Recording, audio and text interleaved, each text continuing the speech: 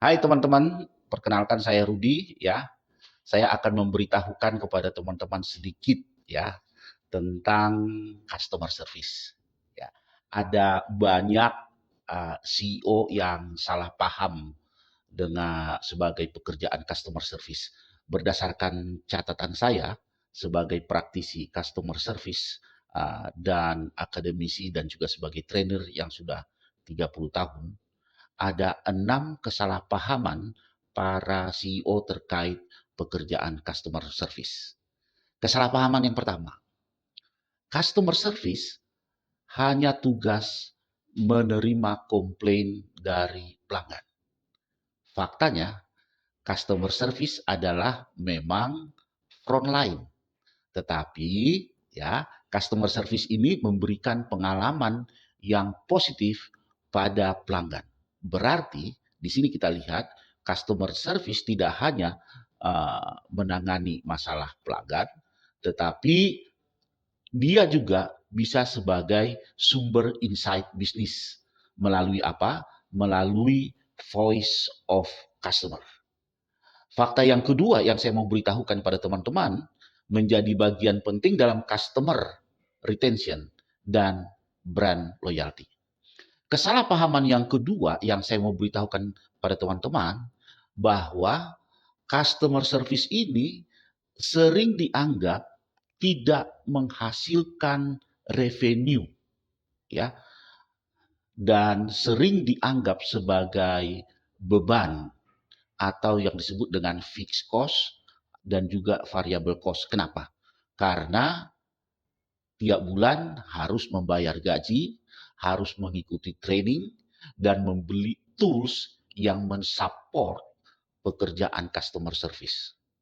Nah, ternyata faktanya teman-teman, melalui layanan yang baik kepada pelanggan ya, akan dapat meningkatkan repeat purchase atau repeat order. Bukan hanya repeat order, tetapi bisa meningkatkan cross selling kepada pelanggan.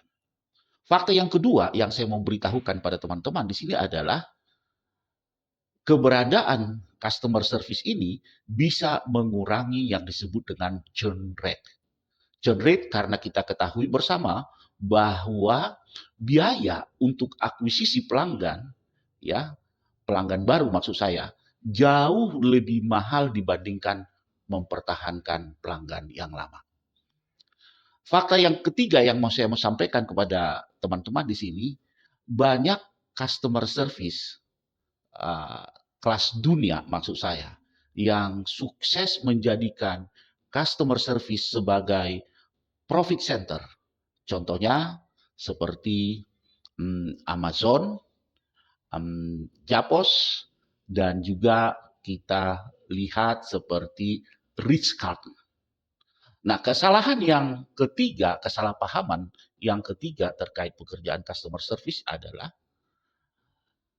adanya anggapan bahwa siapapun bisa menjadi customer service tanpa keterampilan khusus.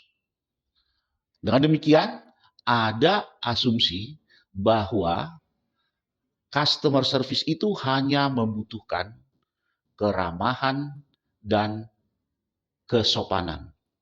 Faktanya di lapangan, ternyata customer service itu membutuhkan soft skill seperti communication skill, empati, dan active listening.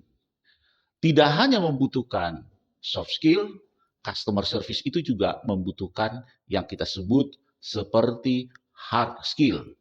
Misalnya penggunaan CRM, kemudian memanajemen multi channel seperti chat, sosial media, email, dan call.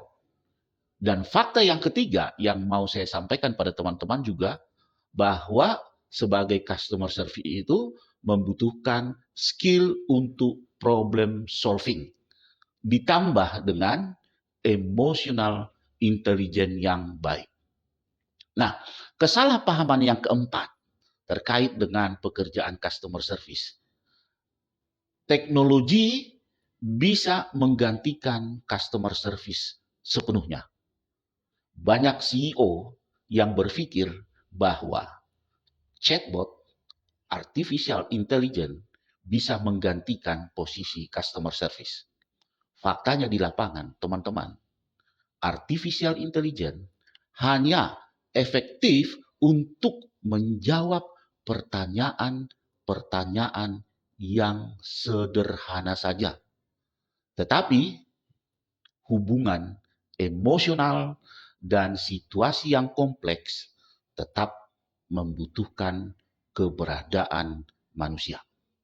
Nah, fakta yang ketiga yang saya mau sampaikan pada teman-teman juga, adanya kombinasi antara human dan artificial intelligence ini merupakan model terbaik dalam memberikan pelayanan kepada pelanggan.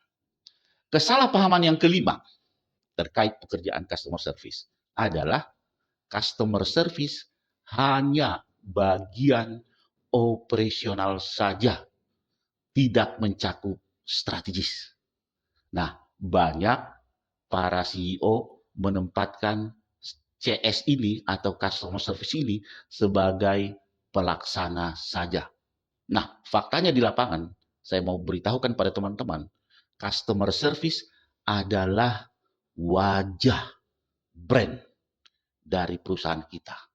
Kemudian, fakta yang kedua yang mau saya sampaikan kepada teman-teman adalah data dari customer service melalui voice of customer itu sangat penting untuk membentuk strategi produk kita ke depannya. Termasuk di situ pemasaran bahkan inovasi bisnis.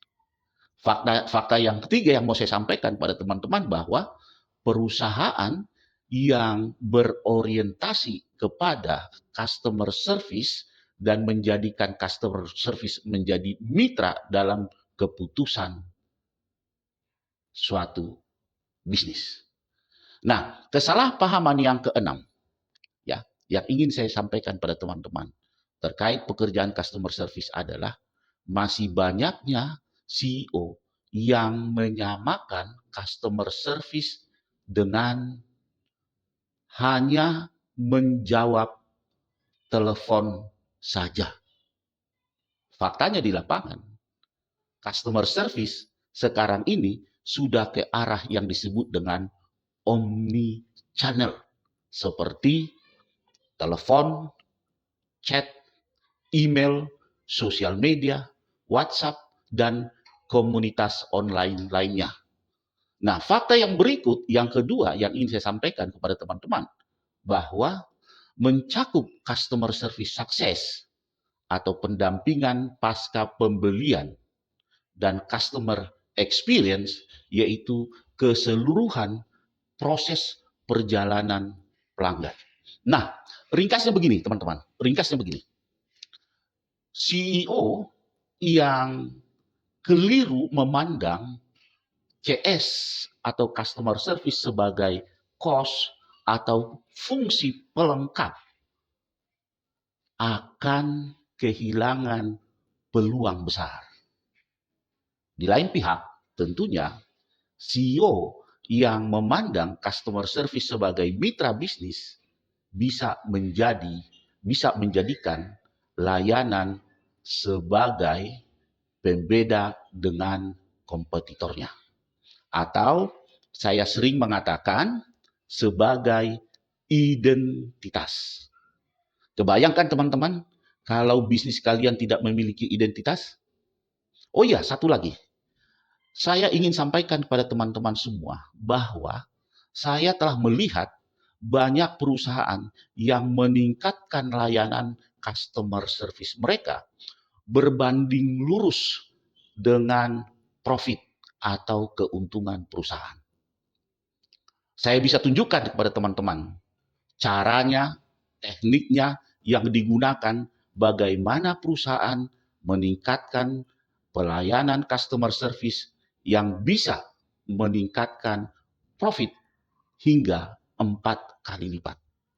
Sekali lagi, teman-teman, ini bukan cerita dongeng. Ini bukan cerita teori saja. Berdasarkan pengalaman saya yang pernah melatih puluhan perusahaan dan beberapa perusahaan yang terkemuka di Indonesia seperti Grand Indonesia, Toyota, perusahaan telekomunikasi yang ada di Malaysia yang disebut dengan Telink Company, kemudian Freeport Indonesia, dan perusahaan lainnya. Mereka adalah perusahaan-perusahaan yang telah meningkatkan layanan customer service mereka. Dan mereka menikmati kenaikan profit yang sangat signifikan.